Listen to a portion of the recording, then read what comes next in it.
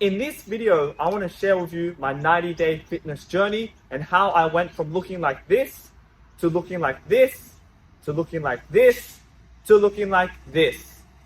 Just kidding, I am not seeing you. To looking like this. First, I want to give you some context, a bit about myself. So growing up, I was always a very small and short and very skinny, a very stick-like person.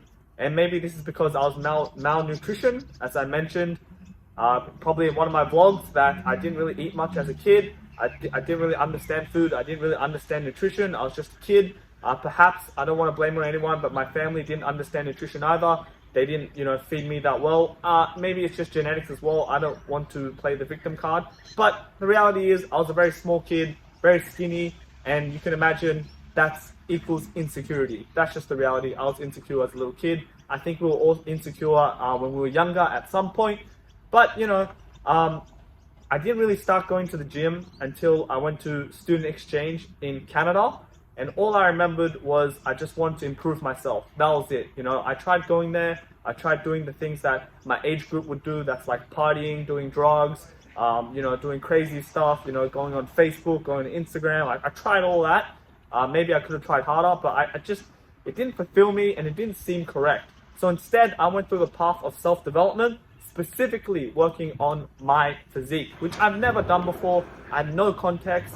I think anyone who's starting out, it's very intimidating. I was very intimidated. I didn't know what to eat. I didn't know how to go to the gym. I didn't know how to lift. I didn't know anything. But all I knew was I wanted to improve myself. So what I did in student exchange in Canada was I went to my gym, the Ryerson gym, which was actually included in my student membership. And I went into like a personal trainer, one of those free consultation. And, obviously I wasn't going to pay her because I didn't have the money at the time. I was just like a broke student. But besides that, she told me, oh yeah, you're okay. I think I did like 20 or 30 push-ups. She was like, oh yeah, you're not bad, And looking back at now, she probably said that because she wanted me to be a paid client. But anyways, all I remember was I didn't know what to do. I didn't know any technique. I was just going to the gym every single day in the Ryerson gym, just trying my best. I was just doing whatever. Like squats, bench press. I was just trying my best to do whatever. Again, I didn't understand the concept of rest days. I didn't understand the concept of protein, what to eat. I didn't understand the concept of, training one muscle group rather than training a full body every single day. So I was actually technically doing a full body every single day, which looking back is not the best. But all I remember was because I was so determined to just keep going to the gym, no matter what. And I have images of me in the treadmill, like, running, because I didn't even know if running was good or bad. There's so many mixed reviews, like, is cardio good, is cardio not? But I have these pictures where it just means a lot to me. And then I met someone at the gym, and his name was Linus, and he had a very similar story to me, where he was small, he was skinny, etc. And then he also went to the gym, just like how I was going to the gym, but he had to figure out all by himself. And it took him like about a year of hard work figuring out himself. And then, I don't know, maybe it was the universe, maybe it was something, but then we clicked, and then I somehow got him to train me or to mentor me, and then I just followed his workout routine. And this guy was very, very smart, He had the mindset, because he knew exactly what I was feeling. And this is sometimes when people are at different levels at you have to meet them where they're at. So, for example, on day one, when we first trained in the gym, he would say, okay, let's do this bench press, let's do incline, let's do cable flies, let's do dips. Okay, we're done. That's it. That's what I do as a workout. But he was lying to me, It was not until like a month later I realized, the workout that he told me was just a joke to him. It was almost just a warm-up. We did like supersets, we did mega sets. It was intense training, and I definitely gotten stronger. Here's some footage of me doing like a deadlift for the first time, reaching 100 kilos or 120 kilos. My physique definitely got better, but it wasn't jacked or defined. That's the thing, it takes a long time. And I still had to figure out how to do nutrition. But the point is, in Canada, meeting my friend Linus and training with him for maybe around 4 months, I really got a lot of confidence. And it helped me when I came back from my student exchange back to Australia to keep the momentum going and going to the gym. So ever since I came back from student exchange, for the next 5 years, or even still now, I've been training very consistently. at the gym, but again, I didn't understand the importance of nutrition. So that's the thing. There's just so much misinformation, so much concept. You know, you can go to the gym all you want, but if you don't eat correct, it is not going to happen. So I didn't realize this until the 90-day challenge. And the reason why I got into this 90-day challenge was actually because I've always wanted to do it. I've always wanted to just be shredded one time in my life. I think, you know, everyone wants that goal. Again, I can't speak for everyone, but I really wanted it. And I remember telling all my uni friends when we were having like a barbecue. I remember this photo very, very distinctly. I said to them, hey guys, you know, this is the year I'm going to get a six-pack. Watch me. And you know when you sometimes say stuff and, you know, you just never do it? Like, no one really cares. They don't remember that you said it, but you remember, and that pissed me off. So what I did was I hired one personal trainer, and he was okay. You know, at the end of the day, I think he was very new to it, and it seemed very disingenuous. I mean, he had great energy and he was trying his best, which I respect, but I can tell he was very new. And at one point, he increased my rate without even telling me, which was very, very disingenuous. So that's why I wanted to drop him. He also recommended me to do a full body workout every single day in order to build muscle, which just doesn't make any sense at all. So like, it could work, but I don't think it's the most efficient way of doing it. Like, for example, a typical workout day would just be doing squats and then doing bench press and then one pull exercise and maybe one ab exercise. That's it. Every single day, like back to back. There's no real recovery. So then I dropped him and then I hired a different personal trainer straight after. It was my brother's friend. His name was Kuba, Coach Kuba. If you're watching this, shout out to you. But yeah, he was training me in more like powerlifting. He really helped me out within like the first 4 weeks of hiring him, specifically on my form, my like deadlift form, my squat form, you know, how to breathe properly. But it got to a stage where eventually I didn't really need him because, you know, I kind of knew everything. He even said to me, like, you pretty much have all the knowledge. I'm just here for the sake of being here. And for some people that might be motivating, you know, to have a trainer and just keep you accountable. But for me, I didn't need it because I already had the track experience in the past 5 years to you know work out by myself. It's pretty much been by myself this whole time. Besides Linus, you know, Linus, if you're watching this, mate, I'll always remember the time we trained in Canada. That was a crazy experience. Anyways, the point is, yeah, I've got two personal trainers, you know, and I dropped both of them. And also, if I just have to say this, that Coach Kuba guy, it was a bit questionable what he was telling me to do. You know, I had to understand the concept of bulking, you know, to build that muscle. So then when you cut, you can actually see the muscle. But I think I had the muscle the whole time because I've been training for the past 5 years. But what I didn't like about it was that Coach Kuba was literally telling me, you know, hey man, you should bulk up, you should dirty bulk, you know, you should eat fast food, you should eat McDonald's. And when you eat McDonald's, make sure you upgrade to a large meal. Make sure you get the large fries. Make sure you get this extra burger. And looking back on it now, I think that's terrible advice for me. Because you're just gaining extra fat, which just takes longer to cut, and it also affects your mentality. Anyways, not to hate on him, but the point is, after that, you know, I just kept dabbling around. I kept training. Again, I didn't understand the importance of diet, of calorie deficit. And then I met with my uni friends once again, maybe a year later. And I just remember sitting there. I was kind of like frustrated myself. I'm like, wow, I told these guys I was going to do it. And it's not about proving them or anything. It's about proving myself. Like when I say something and it just didn't get done. And I remember writing in my diary, my goals list, just to get shredded one time in my life. It just never happened. So anyways, that pissed me off so much that one day, literally just one day, just randomly, you know, it was always in the back of my head. But one day, I just said to myself, you know what, I'm going to do this. I'm going to set a goal. 90 days, I'm going to get shredded. I don't know how. I didn't really define my goal that much. I just knew that, you know, I'm going to walk 10,000 steps a day. I'm going to cut from 65 kilos to 60 kilos. So I want to lose 5 kilos. I didn't even know if that was possible. Later, as you guys know, that I cut way more than 5 kilos. I cut 10 kilos. And I want to get a visible six-pack. So I literally have the video. Let's go and play the video right now of what I said in day one. I want to get a visible six-pack. In order to get that, from my understanding, is you have to be in a caloric deficit and you have to have low body fat percentage. Otherwise, it'll just never show. So I just really want that. That's always been a goal of mine. So I'm going to work really hard. I'm not going to work super, mega, ultra hard because I'm not a fitness influencer, but I'm going to work hard and I'm going to try and document it every single day. So my goal is to get 60 kilos, is to get shredded with a visible six-pack, and then, you know, maybe when I achieve that goal But when I achieve that goal and I'm still doing these videos, that's when I might, stop doing these videos, because I'm just documenting it to get to that stage. And then I can tell you my honest thoughts, because I've actually done it. So I'm excited to do that. And that's exactly what I said day one, and did exactly what I said. So there is no deny that my credibility is there. It's all on YouTube. You can see all my journey from day 1 to day 90. I filmed every single day. And I don't mean to be boastful or anything, but I would like to say that I am credible because I have done it before. I'm not a personal trainer.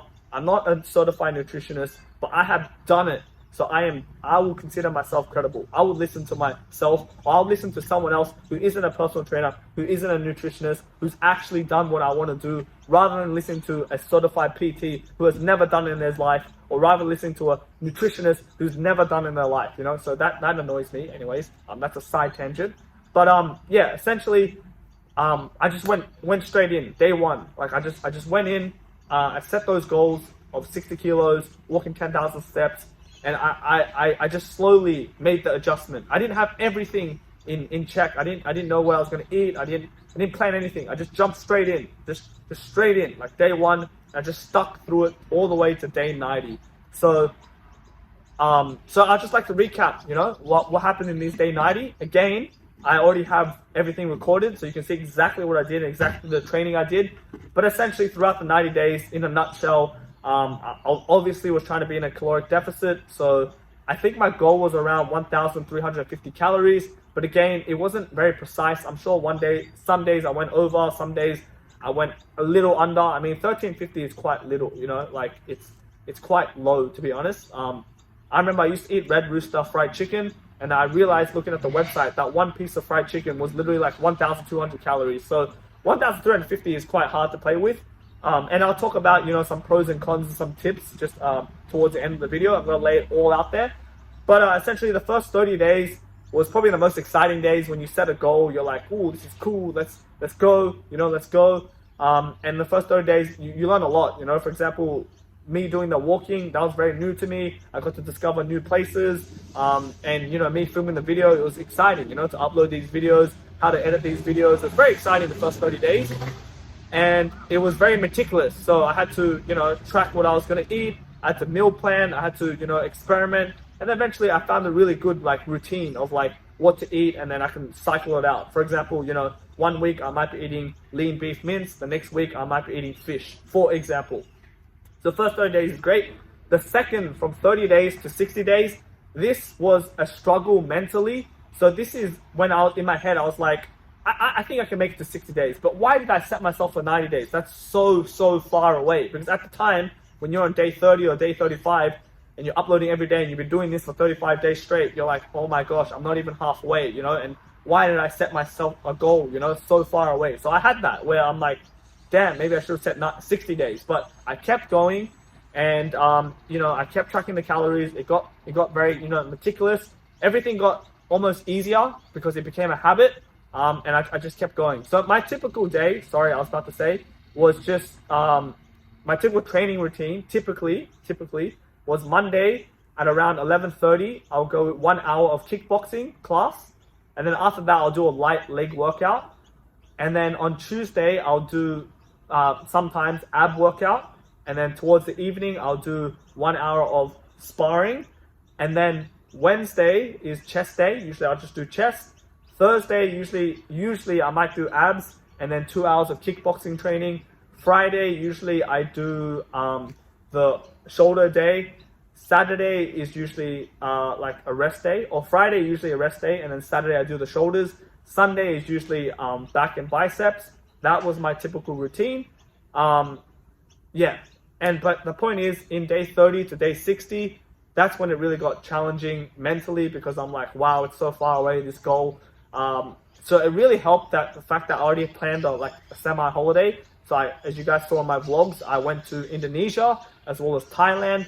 And holidays is a double-edged sword, because in your mind you could be like, oh, I'm on holiday, forget this goal, I'm just gonna eat whatever, I'm not even gonna train in the gym. But no, I really wanted this goal, as you guys can tell, as you guys can see the results.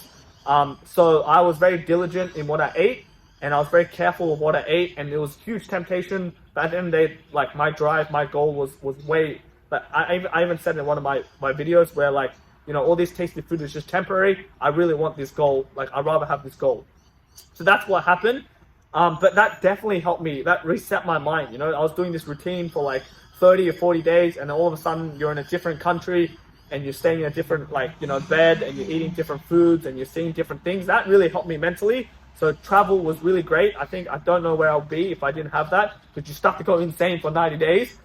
So that helped me. And also throughout that last, you know, maybe between day 45 to day 60, I remember one time I looked at myself in the mirror, and maybe because it was really good lighting, and I like saw my abs for like almost the first time. And I'll show a video right here. And I was like, whoa, that's really, really cool and very inspiring. When you see the results, it's very, very inspiring. So that kept me going. And then when I came back from, you know, my travels in Asia back to Australia, you know, it was cool because it was, again, a refresh of environment. So maybe between day 60 to day 70, 75-ish, it was okay. You know, I started to get the groove. I got an air fryer, which was game changing. But definitely, like, I didn't have the motivation compared to day one. So for example, I remember in day one, that 10,000 steps, I'll go outside and I'll walk and I'll discover all these new places. It was happy and all that stuff. And then, you know, towards the last, you know, 30 days, I CBF, to be honest. It was very difficult for me to like go to a new place and walk. Like, I didn't really want to do it. So that's why I got an in-home treadmill. So I walked on that pretty much every day.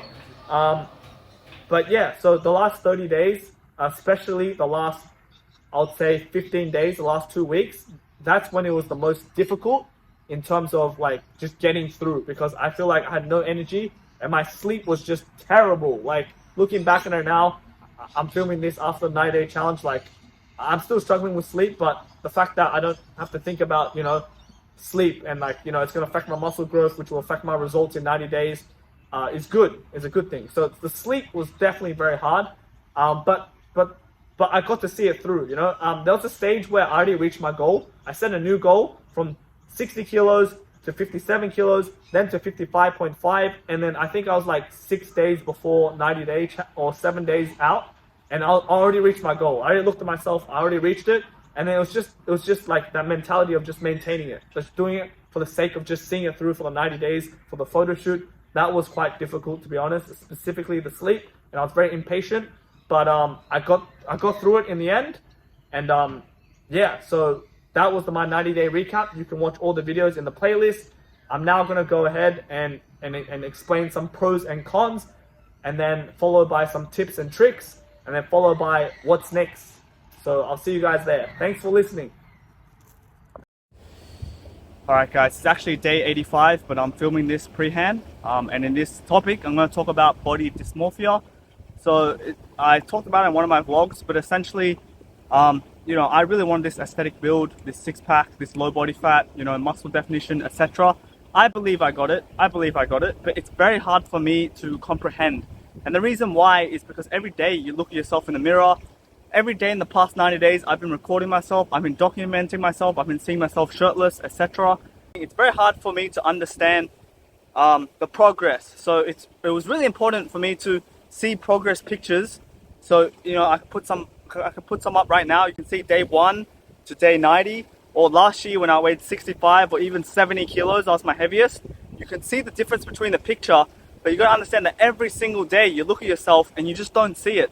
So maybe some people look at me and they'll be like, wow, I really just want that physique. But at the end of the day, there's this dysmorphia. There's a classic quote where the first time you go to the gym to improve yourself, you'll never be happy because you always want more, you know? And that's the trap. That's the complete trap, though, I do have to say.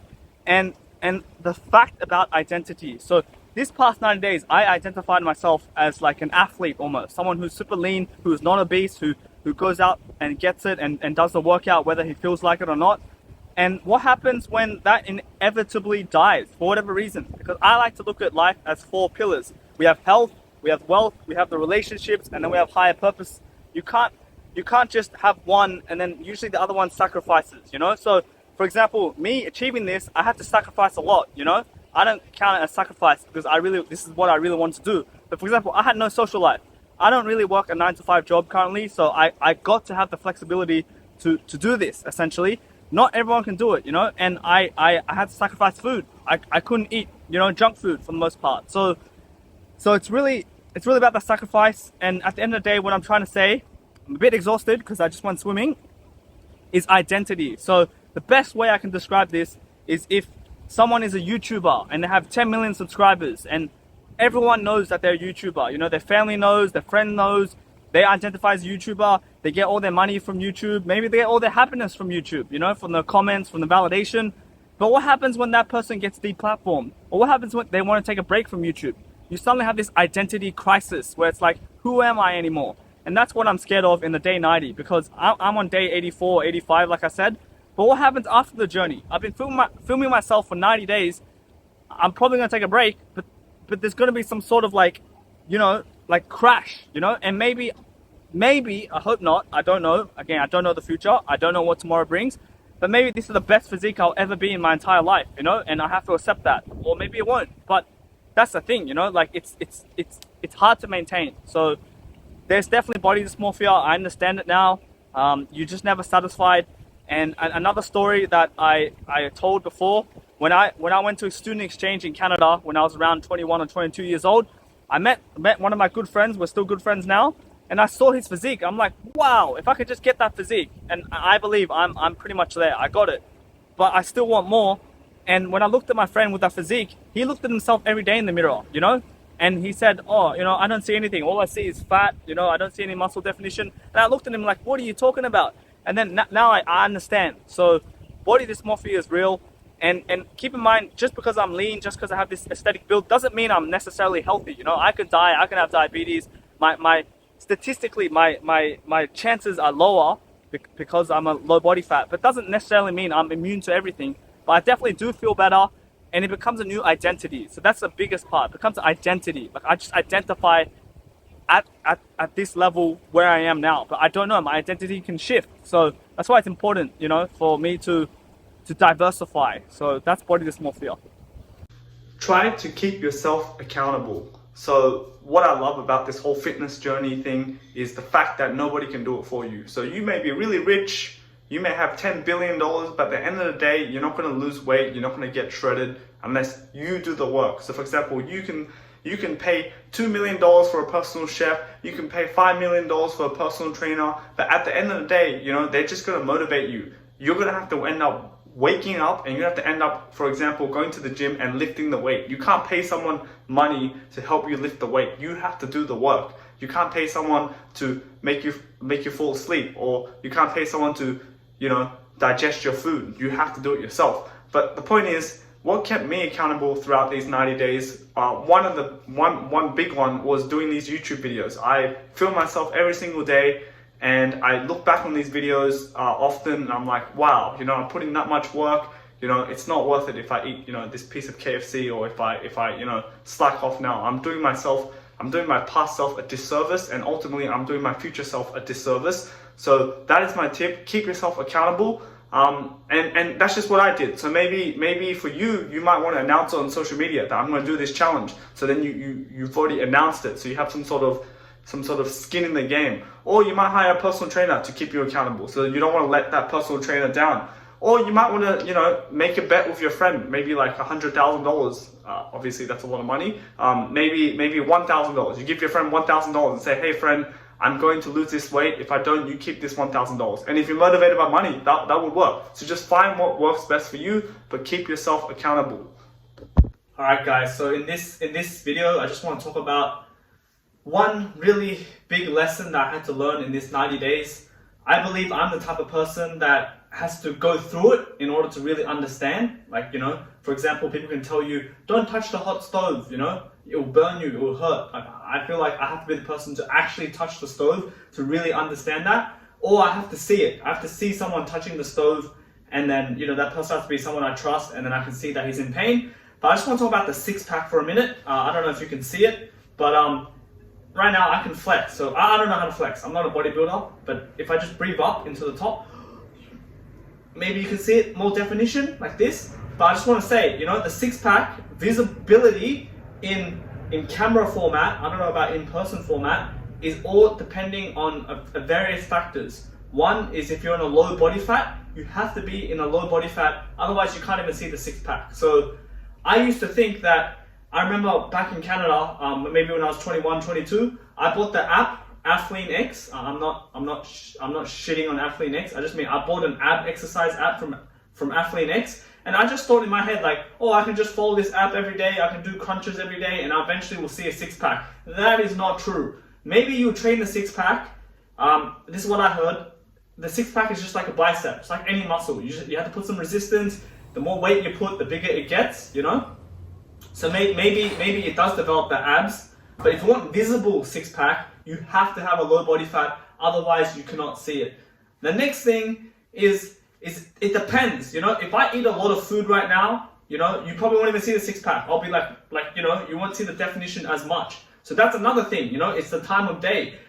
Maybe I was delusional and I thought like people on social media and stuff, they just walk around with a six pack all the time, super shredded, super lean. That might not be true. They have to eat as well. So when they eat a heavy meal, you will see a massive stomach. You know, there is definitely a difference. Another thing is lighting, obviously. So I don't know about right now. This is natural light. I don't have any special setup, but I'm pretty sure if this was dark and I had a light on top of me, it has the shadow of the abs. That's even more pop. And the next thing in video and especially in photos, we know that there's also filters. People can adjust the contrast, the brightness to make it pop even more. So that's something to keep in mind. That's something I really had to learn, and I had to just accept, you know, because at the end of the day, I think there's a lot of people think you can achieve a certain physique, and maybe you can, maybe you can't, but people have to understand that. I did not understand that. Number one, you have to have a low body fat. Number two, it's partly genetics as well, you know, depending on how your abs look. And number three, you have to develop the abs. And number four, it really depends on the time of day, if you eat it or not, you know, if you're on a cut, and the lighting as well. So don't be fooled. Don't be fooled is all I'm saying. It's all a scam. It's all a scam. And I have to say, you know, having a six pack, does it make me feel better? I don't know. To be honest, I don't know. It's cool to have, but like at the end of the day, it's just abs, and it's cool, but like, you know, like it's not like you have abs and then you wake up and then like, you know, like people treat you differently and they give you money. Most of the time you're wearing a shirt, you're not really shirtless, you know, and when you're in a low body fat and you're super lean, you can't even see, people don't even know you go to the gym unless, you know, you take off your shirt. So that's another thing, you know, that I learned and then I did a lot of research on. Unless you're like top 1% genetic, like really, really high up there, or you've been lifting for 10 years, and let's not kid ourselves, that's not everyone. You know, there's a triangle, right? Whether you're either really shredded but very small, and you know, a good example is if you put on a t-shirt, you know, it doesn't hug the bicep as well. It looks like, you know, just some skinny dork. But when you tuck off your shirt, you're like, ooh, this guy's super shredded. Or you're like not as defined, but you're big, and when you're wearing a shirt, it looks like you're really big because it hugs the bicep. But when you take off your shirt, there is no muscle definition. So you're either one or the other. You can't be all three, you know, unless you're like super genetic. I'm sure there's someone out there that I offended, but that's like top 1% of top 1%, where they're really big, really shredded, and in most cases they're on drugs. You know, they're on like steroids, whatever the drugs that people use these days. But that's something to keep in mind. You can't have it all. So yeah, you got to pick your battle, and yeah. Thanks for listening. All right, guys. So one pro was definitely my skin cleared up. I used to have back knee, where there's acne in my back. Maybe this doesn't really have anything to do with the 9-day journey, but you know, hygiene comes into play, where I started using a scrub in my back. Again, I don't know if this relates, but I'm sure the diet, you know, when you cut out processed food, oily foods, etc., has an effect on your whole entire skin and your appearance. So I definitely noticed my appearance has gotten better, like less acne, less breakouts, etc. So that's definitely a pro. And in addition to that, to be very honest, it's hard for me to tell because I've been in it for so long in this 9-day journey. Sometimes you forget your mind state before that. But I would like to say, you know, by eating these food, again, it's mostly diet and partly exercise, you also start to feel better and you function better. Because I imagine, I can't because I haven't been doing it, but I imagine if I was to eat KFC and all these junk food and these high saturated fats and all these sugar, like without doubt, I'm sure it would affect your brain. I'll be more sluggish, more slow, etc. So that definitely helped me out as well. The diet definitely helps me be more, diligent, and the way I talk and just my brain functions properly, etc. are more optimal. So that's definitely a pro. So one of the negative effects of doing this 90-day challenge, without a doubt, shouldn't come as a surprise, is the fact that you cannot eat anything you want.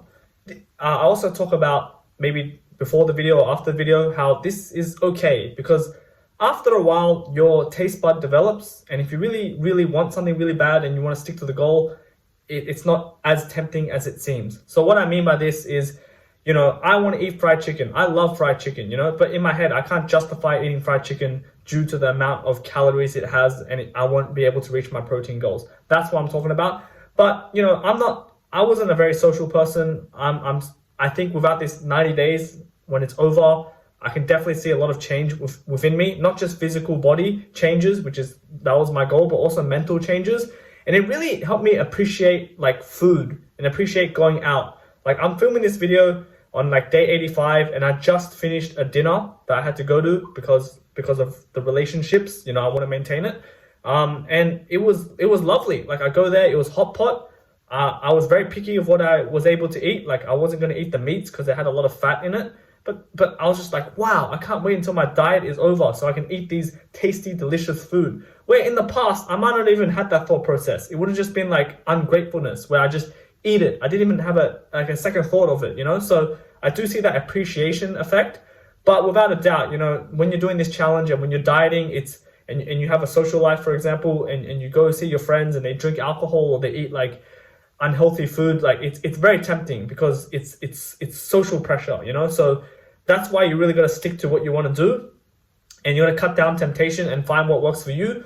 But that's definitely a negative effect. This shouldn't come as a surprise, but you're gonna have to sacrifice not eating these delicious food even when you crave it. And again, I just want to say, I'm not perfect. There's times where I crave certain foods, but I have like a cheap meal, Like, for example, if I crave ice cream, I'll go get like a Halo Top, which is a low calorie ice cream. But even then, it's just empty calories. It tastes really good in the moment, then afterwards it's gone, and then maybe you feel guilty, etc. But that's definitely tough one, overcoming that you can't eat whatever you want, and especially when you're out in a social setting, like, everyone's ordering these really tasty treats, and you're just sitting there like, yeah, I'm just on a diet, and I'm actually proud of myself, because as you guys saw, I went to holidays in Thailand and Asia, and like, there's just so many good food, but I only stuck to the low calorie options for the most part. But yeah, that's definitely a difficult part. All right, so throughout the 90 days, what's also helped me is being more comfortable in front of a camera. So right now I'm actually holding like a selfie stick / tripod, walking around the park area, filming this freaking video. I'm not really completely new to filming, so I know how intimidating it is to get in front of the camera and speak in front of a camera and posting it to the internet. And the reality is, I'm not like, people who do that, like, they don't get much views. I don't get much views, but I don't really care. That's not my main goal for this 90 days. My main goal was to document the journey. So it's really cool that I can look back on the 90 days and see what I did in every single day, and the reality is, I'm a human being. So sometimes I don't want to do it, I don't want to film sometimes, very rarely, but I still have to do it because I made a commitment. And I see all the effort that I posted. I posted every single day, as you guys can see yourself through the playlist. And it's kind of weird if I don't film a day. So that's something I learned. And you develop the new skill set of speaking in front of a camera, documenting, editing, discovering equipment to use, what camera to use, etc. And all these skills, might translate into what you do in your work. It all does at the end of the day. But definitely filming has helped me in that aspect, and it's also significantly helped me in terms of motivation and in terms of keeping myself accountable. It might not work for you, but for me, looking back at those YouTube videos, editing a video every single day, seeing myself at the gym, I can also analyze like my form in the gym if I'm doing something incorrect, specifically the cable crunches, and that inspires me and that helps me to keep going. So that's what I learned throughout the day. I would suggest to give it a shot, to document everything. I think it's super cool to look back on the footage and what you've done, and then you can maybe, when you're old, you can look back at it, or you can show your kids, and you don't have to post it to the internet. You can just keep it to yourself, or you can just post it on like social media with your close friends, like on WhatsApp or Instagram. So filming has definitely helped me, and I don't regret it at all. Peace. Alright guys, so throughout my 90 days, a definite con, in addition to body dysmorphia, is like an eating disorder. So obviously I don't think I have an eating disorder, but I was very mindful of how this whole journey can affect you emotionally in terms of food. You know, you have a different relationship with food. I specifically called this whole 9-day challenge a diet, and the word diet implies that, you know, you can't eat certain foods. Again, I didn't really like that mindset, because I still think I can eat whatever I want, but it just doesn't make sense. So I always like to bring it to like fried chicken. I love fried chicken. I think at one point I was eating Red Rooster fried chicken. Then I looked at the calories. Then I realized, oh, I can't be eating this. Not because I can't eat it. It's just that it doesn't fit within my goals. Like, I wanted to cut weight, and this whole fried chicken had like 1,200 calories, and I was trying to stick to 1,350 calories, and I meant to get like at least 90 grams of protein. So it just doesn't fit. So that's why. So diet. So I knew that after 90 days, that's it. You know, like after that, I'll reassess what I'm gonna do. But I had this in my mind where, you know, it's okay, it's all temporary, you know. But sometimes, and there's a difference between a diet and a lifestyle change. You know, that's why what I'm doing is quite dangerous. Is the fact that if I kept doing this throughout my whole life, it would start to create a lot of mental problems, specifically around food. You know, because at the end of the day, we're here to enjoy our life. We're here to eat foods, you know, to eat ice cream, to eat this once in a while. Everything in moderation. I totally agree. So I can see how people can easily go into an eating disorder, specifically if you want to maintain a certain physique. So I knew that, and I see that now, and I reject that idea. I don't think it's great. I think food is a really cool part of life, and I guess it's up to the individual what they want to do. It's their life, their choice, but I can definitely see how you could develop an eating disorder. And also, throughout the 90 days, specifically towards the last 30 days, when you're on a really hard cut and a hard calorie deficit, you start to fantasize about food. It's crazy. Like, I've never had it to this level. Like sometimes I never understood why people go on Instagram and they look at food recipes, etc. But I got to that stage where I was on YouTube Shorts. I was looking up air fryer recipes. I was looking up, like, you know, chocolate desserts, you know, all these food channels, and I was just like fantasizing about, like, wow, what would that feel like if that was in my mouth? You know, it was really weird, you know, but that's the level you get to. You start craving, you start thinking about food, you start fantasizing, you start to say to yourself, oh, maybe I should quit my diet and just eat this. And it's all temporary, you know. Once you eat the food, like, it may feel good for that 1 second, or, you know, that 30 minutes when you desire it, or even afterwards. But that's essentially it. And yeah, eating disorder, that's definitely something to think about. The amount of magic paper you save from cooking at home compared to eating out. So I currently live in Australia, and everything is quite expensive in general. I guess that's a relative term. And if you go to the grocery stores, there's a huge debate going on currently where the only two major grocery stores are charging very high for basic goods such as milk, eggs, meat, etc. But the reality is, me going to the grocery store, buying all these like food and then cooking it myself is far more nutritious, and more importantly, more saving, more magic paper in the bank, as they say, than going out and eating. So for example, if I go out and I eat at like McDonald's or at a typical restaurant, this can cost anywhere between $20 to $30 per person. Whereas if I actually go to the supermarket and I purchase this lean meat, I can easily make a meal for less than $5. So magic paper. Hey guys, so I just want to say, throughout my 90-day journey, I am definitely a human being, you know. At the start, I didn't know what I was doing exactly, and I slowly just made tweaks, you know. For example, at the start, I didn't even think about sleep. I didn't even think about progressive overload. I didn't even think about, you know, how I'm going to film these videos. I just started, and I slowly made changes. But what I want to say is, like, I didn't do it perfectly. You know, if I was to go back, I'll do it differently, knowing what I know now. But I just did what I think was best at the time, you know. And what I'm trying to say is, for example, I didn't follow my diet all the way, you know. Like, it was strict. I'm a human being. I hated my diet. I'm like, why do I have to do this, etc. I try to make it the best, you know, of how I can enjoy it. But I binged eat. at 2 a.m. sometimes I'll wake up and just eat ice cream, etc. Like I did that. Like I'm not trying to say I didn't do that. So just keep in mind that I'm also a human being. I think it happens, you know, sometimes when you're in this diet, it's good to know that you don't have to be super strict, and you have to know that you have to account for human errors, you know, because at the end of the day, you can put everything up in a spreadsheet. You can plan for everything. You can be like, I'm going to lift this weight on this day. I'm going to get 8 hours of sleep on this night. I'm going to eat this exactly. And you can really prepare for it. You can do all the meal preps, everything, but you never know. Sometimes life gets in the way. You have to go to a special event, or you don't get enough sleep, or you're stressed out, etc. It happens. So what I'm trying to say here is that the negative is that I didn't account for human errors, and life happens sometimes, and what you think, what you plan might not happen, you know. I love the quote in the Bible. It really just says, you know, I don't know what tomorrow holds, but you can always plan for it, but you might not get it, to be honest. So that is definitely a negative. You might not get what you want, but as long as you keep at it, I'm sure you'll get there. So just keep that in mind. So another pro of this 90-day challenge, I'm sure this should come at no surprise, but it's the fact that I actually feel more fit, obviously. Two things. Number one, because I've essentially lost 10 kilos.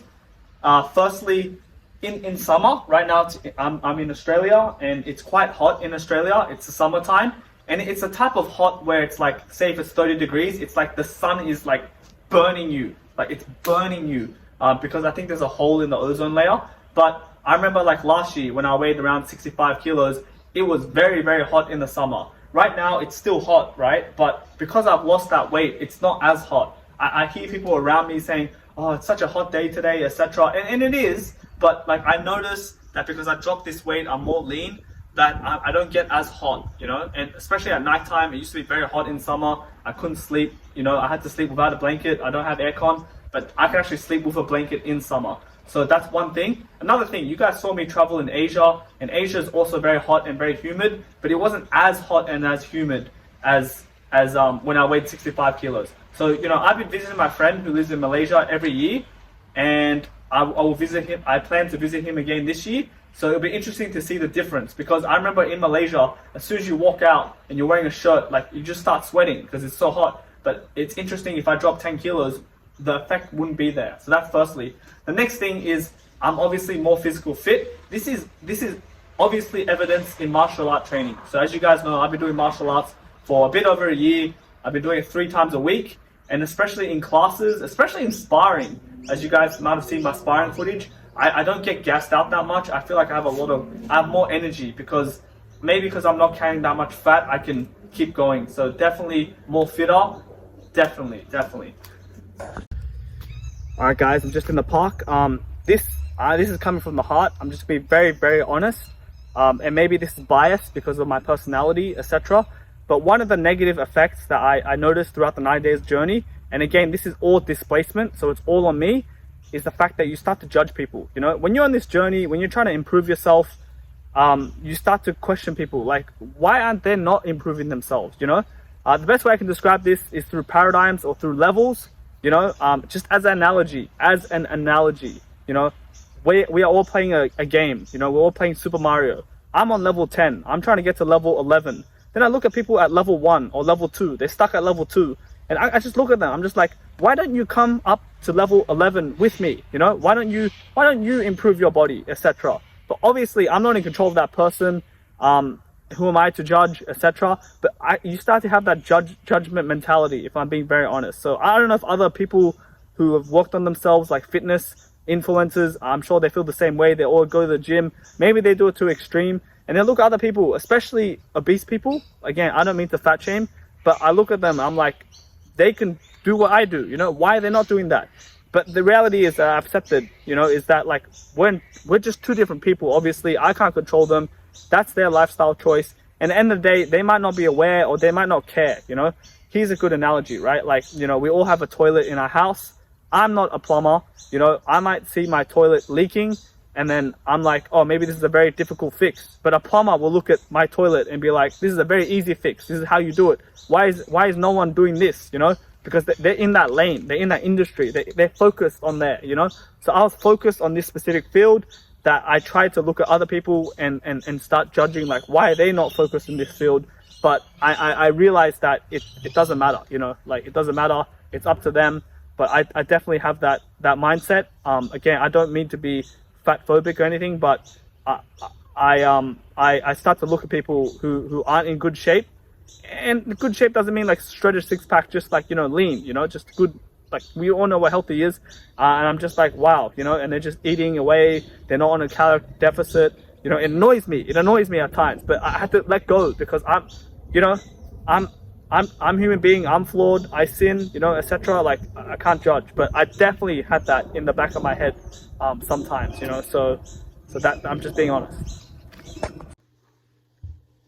All right. So one of the biggest things that I learned throughout my 90-day journey is just understanding nutrition, basic nutrition, nothing crazy. So I will just explain it how I would explain it to my past self.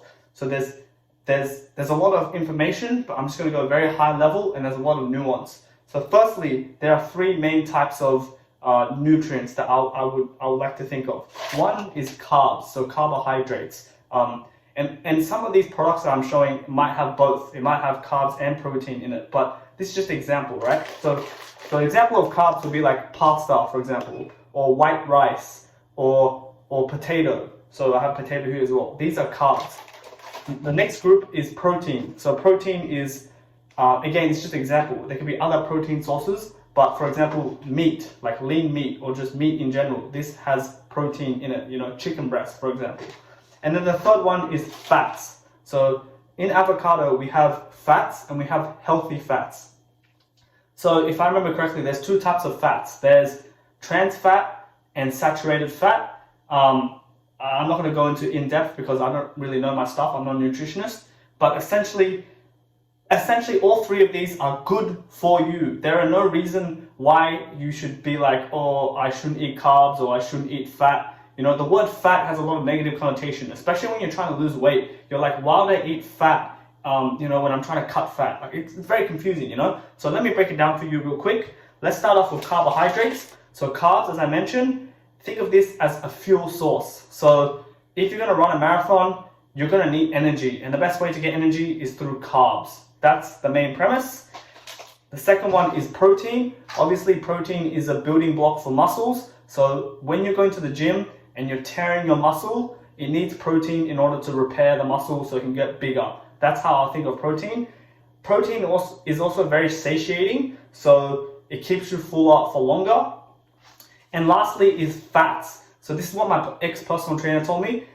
Think of fats as a hormone balancer. So if you actually have no fats, you might start to go crazy. Your hormones might be out of whack. You might get mood swing, etc. But just understand that there are different types of fat, good fats and bad fats. For example, an avocado has a lot of good fats, but if you're going to eat something like deep fried chicken drenched in vegetable oil, that type of fat is really bad because that creates something called visceral fat, which is fat inside your like, let's say your belly, like inside of it, you know, which from what I understand is you just don't need it. Like your body just doesn't need, for example, bad fats, but it does need good fats to keep your hormone in balance. Then after that, we have like micronutrients, which I won't get into detail, but I'm sure everyone has heard of it. Like an apple has iron, B vitamins, etc. I'm not saying apple has B vitamins or vitamin C. I'm just saying those types of words like vitamin C, vitamin A, vitamin D, vitamin E, fiber. You can also get this from like leafy greens. This is also good for you. And from what I understand, these usually have fiber, which keeps you full up for longer. That is what I understand from nutrition. Again, recap, we have carbohydrates, we have protein, and we have fats. And then underneath that, we have micronutrients. So it's very important to understand that. And that's something I learned throughout my 90 days because I had to cook for myself. And yeah, hopefully you can educate yourself as well. It's very frustrating because I think about it when personally me, I can't speak for anyone, but when I grew up as a kid, like no one told me how to eat properly. Like who tells you what to eat? You know, people just say stuff like, you know, don't eat junk food, don't eat ultra processed food, but you got to understand the concept of why, you know? And I remember when I was a kid, and I'm not blaming my parents, but you know, one of my parents, when I was a kid, I remember very specifically in high school, what I ate for the whole day between 8 a.m. to like 4 p.m. This is all I ate as a kid, was a very, very small packet of Smith's chips. So this is like potato crisps, very small packet. And again, that has no nutrients. It has really bad fats if you think about it. Maybe it has a bit of carbohydrates. And then for lunch, what my parents will pack for me is a slice of toast, one very, very thin slice of ham, which has protein, but very thin slice, and another slice of toast on top of that. And it's just all carbs and almost no protein. And I look at my peers in high school, what they got was like one slice of bread and then just a bunch of meat in between and then another slice of bread. So, you know, my parents wasn't very educated either. So, you know, I don't know who tells you these things. You don't learn this in school, you don't learn this in university. And this is probably the most important thing to understand nutrition. What you put in your body is what essentially fuels your body. Think of it like your body as a car. If you just fill your car with really shitty oil, it's not going to run as good as really high premium oil. But this is definitely something that I believe everyone should learn at least one time in their life, and it has a life-changing effect. So thanks for watching. Let's go to the next pros. All right, guys. So one of the negative effects of this 90-day challenge is the fact that I got pretty moody. So as you can see, you know, when you're a caloric deficit, when you can't eat what you want and you have to make sacrifices, for example, walking 12,000 steps a day, or when you don't want to go to the gym, but you know you have to go to the gym, etc. It can be very moody. And to be honest, my personal experience, like, I was pretty obsessed with this 90-day goal. You know, I've been filming it every single day. I've been thinking about it. I've been, you know, weighing myself almost every day. I've been tracking calories at one point. I've been trying to be very, very precise. It becomes your whole reality. It gets in your head, etc. I don't even think that's a good mindset, to be honest. So that's why towards the end, I was more loose. I was more like, didn't track calories. I just had intuitive eating, etc. And I didn't weigh myself every day, or I didn't, I wasn't too obsessed. But definitely being obsessed comes with a massive drawback. Specifically, you become moody, you become frustrated. I imagine, even sleeping, for example, like I knew in my head, like I really want 7-8 hours of sleep to maximize muscle growth. But the reality is, life gets in the way sometimes. Sometimes you don't get the best sleep. And the people around you sometimes suffer. Like I'm I'm aware of the idea of displacement. For example, you might be very hungry, you haven't ate, you just worked out, you're trying to be in a caloric deficit, you're trying to maybe save calories till 7 p.m. and it's like only 3 p.m. and then people around you are like eating, and you get annoyed, you get very moody, and you take out that anger and that frustration, that's called displacement, to the other person, and it's not fair for them. And you start to analyze in your head, like, these people have no idea, they're all obese, why don't they go in a caloric deficit? Why don't they understand my situation? Sometimes you have that mindset, which again is displacement, and again, I don't think it's fair for the other person. But yeah, I definitely had that, to be very honest. So I definitely got moody at times. People around me had to be patient. They had to be understanding, which they were. So it's good to surround yourself with positive people who understand what you're trying to do. But it's definitely not easy, and there's definitely mood swings, especially when you're in a caloric deficit, especially when you're not eating enough fat, to be honest, because fat is actually good for you. It depends what type of fat, but the healthy fats are good to maintain your hormones. So I'm just being honest, that was definitely a downside. Hey guys, it's Derek. So definitely one of the biggest pros of doing this 90-day challenge and cutting to 55 kilos, getting shredded, etc., whatever, is definitely cooking. I like to look back on my life, and I just don't understand. Like, it's very important, right? If you think about it, like, you're born in this world, you live to whatever, 80, 90 years old. That's a long time. We only have one body. If you think about it, it's like a car, it's like a vehicle. And then what you put in your food directly impacts how you feel, how you look, etc. Like, we know this. Like, I know this now. And it's very important. And there's a lot of misinformation. Like, I remember as a kid, there was a food pyramid, and at the very top, you need to eat like carbs or something. There's just a lot of information that you never taught. Well, I was never taught, and when you go into this journey, this fitness journey, you have to focus on nutrition. At the end of the day, you cannot work in a bad diet. I now know this. Here's a classic example. If you want to lose weight and you go to the gym for even 6 hours a day, which, let's be honest, is impractical. It's impractical for a regular person to go to the gym 6 hours a day. But even if you go weightlift for 6 hours a day, you won't burn that much calories, And how easy is it to eat a donut? And a donut's not even enough, as they say, it's not enough, Joe Rogan. But essentially, that's the thing. You cannot out-train a bad diet because you don't have the time, and it's not efficient. Let's be honest, it's not efficient. So it's very important to understand calories, what types of food to cook, and yeah, that's what I enjoy about this journey. I got to do a lot of experimentation, got to do a lot of different diets. Like I tried fasting, I tried this, I tried sticking to beef only, no carbs. I even went vegan at one point, which I personally cannot do it. Stuff like that, And then ever since I got an air fryer, that was like game changing. I got to just put the stuff in the air fryer, chuck it in, press one button, and it's done. And the food tastes great.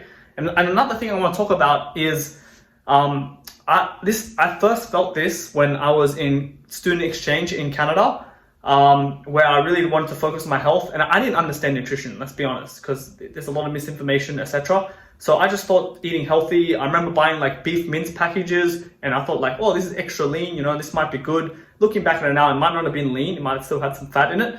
And I didn't know how to read the nutrition label. That's another very important thing, because sometimes when you read the nutrition label, you think something has 20 grams of sugar, but that's per serving. And if you drink the whole thing, it might have like 60 to 80 grams of sugar. Same thing with protein. You might look at it and be like, oh, this has only 18 grams of protein, but that's per serving. So I remember specifically in Canada, I bought this whole beef mince packet, and I looked at the back and said 25 grams of protein. I'm like, okay. So then I just thought it had 25 grams of protein. But little did I know, I cooked the whole thing, and that's like 4 servings. So really, it was like 100 grams of protein. So I didn't know what I was doing. But the point is, when I went to student exchange in Canada, that was the first time that I understood your taste bud changes. I think there's a lot of misconception about eating healthy.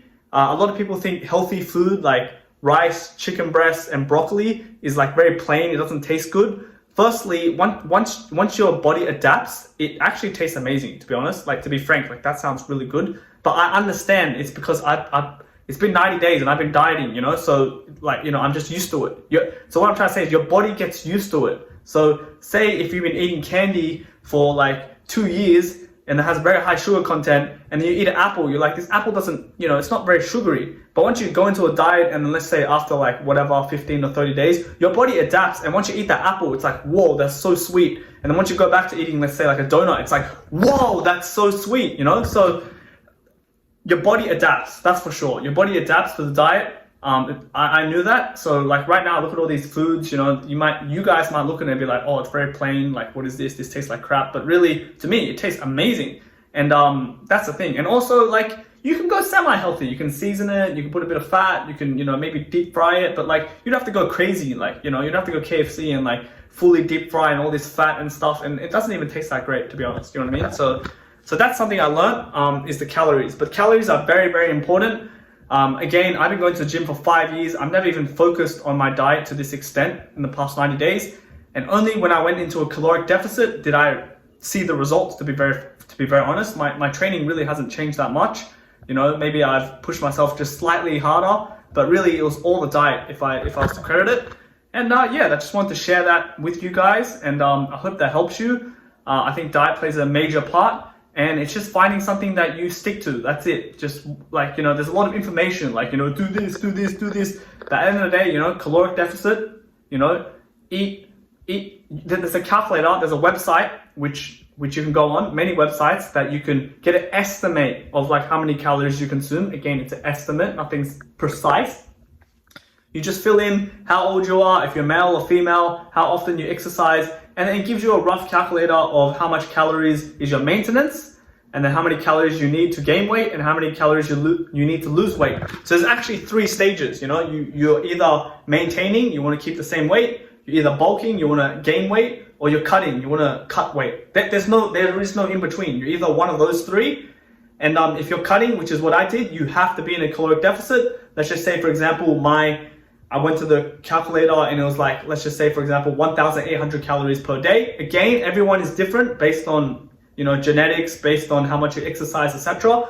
But let's just say mine was 1,800, and I want to cut, let's just say, 1 kilo a week or something, and it tells you, you should be eating 1,350 calories, for example. And then you have to calculate the food and you have to understand it. And there's no other way. There's literally no other way. You cannot work in the gym, eat super clean, and then have one cheat day and then just eat fucking like pizza, which has so much calories, it just doesn't work. It just doesn't work like that. Like everything's a balance. It's like having a bottle of water, a 1 liter bottle of water, and you're trying to fill the bottle of water with 2 liters of water. It's gonna overfill. Where does that overfill go? You know, it goes into fat. So that's how it works. And if you want to be a caloric deficit, think about that 1 liter bottle of water. Instead of filling it up with 1 liter, you want to fill it up, let's just say maybe 800 milliliters. And eventually the bottle will shrink. The bottle will adapt to how much water you have, as an analogy. So that's something to keep in mind. At the end of the day, it's important to understand calories. It's important to find what works for you. And definitely one of the pros will understanding all of this. And imagine how much impact this will have on your life. You know, you don't have to do it. I would suggest you don't have to do it, you know, forever. I didn't plan to do this forever. I called it a diet for a very specific reason, because there's an end date. But really, if you want to make a lifestyle change and an identity shift, like it's a good knowledge to have, no? Like, is it not? Like, you know, you're gonna be eating till you die probably, unless they make some advancement in technology, which will probably be $1 trillion idea. But yeah, so why not learn it? You know, why not learn how calories work and how to eat, and, you know, try new recipes? It's great fun, you know. So, and everyone can relate. Everyone's a human being. Everyone has to eat, so everyone can relate. So that's definitely a pro. In recap, understanding calories and trying new recipes. Thank you. All right, guys. So another negative effect throughout my 90-day journey that was specifically evidenced towards the last 30 days was the fact that I couldn't really sleep that well. Again, I'm not a nutritionist. I'm not certified yet at the time of recording, but maybe there's something to do with stress. Maybe it's something to do with like focusing on the goal too much. Maybe it's I just looked at my phone too much, you know. But my sleep definitely was affected, and I did take action. For example, having blackout curtains, you know, buying that blue light filter, goggle glasses, etc. But definitely insomnia was a pain in the ass. There's been numerous nights where I couldn't sleep, and you guys saw that. That's definitely a negative effect, and it maybe had something to do with the diet as well, you know, like maybe I cut too much fat and it's affecting my hormones. But yeah, definitely sleep was very difficult, and sleep is extremely important. That's a negative. All right, guys, I am filming this while walking, and I just want to talk about walking. Throughout the 90 days, I have been doing at least 10,000 steps a day on average, perhaps even more. Maybe I want to say between 12,000 to 13,000 steps per day on average throughout the 90 days. There's some days where obviously I didn't reach 10,000 steps, but other days I've made up for it and walked perhaps like 16,000 steps. But I think walking is a fantastic way to lose weight essentially. And I believe because it helps you lose weight, because it's a very easy thing to do. Like anyone can walk if you have legs, and walking is good for you. You discover new places. So right now, if I just show you right now, wherever you live, there's probably a place where you can walk. And I remember throughout the first 60 days, I walked outside a lot, and I discovered new places. You can walk around your area, and you'll be like, whoa, I didn't know this was here, etc.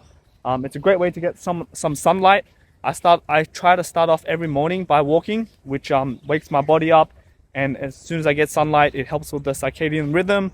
But essentially, there's so many benefits of walking. I think it really helped with my fat loss. But more importantly, what I also like about walking is it's low demanding on the body. And what I mean by this is, yes, you can do sprinting, you can do swimming, and that'll probably burn more calories and more time efficient, because at the end of the day, 10,000 steps is around, roughly, depending on how fast you walk, 1 hour of your time. And I don't know, maybe you can burn less than 100 calories. But if you do sprinting, you might burn that 100 calories like in half the time. But the point is, after you do something like swimming, or you do something like running, you start to be hungry. So that's a main benefit that I noticed, is you can walk a lot and not get hungry as much as doing something really, really intense. And walking is very low impact. So you might have done leg day the day before and you can still walk. But if you've done leg day the day before, you probably can't do sprints. So it's something that you can do every single day. I encourage everyone to do walking. It helped me out throughout my journey.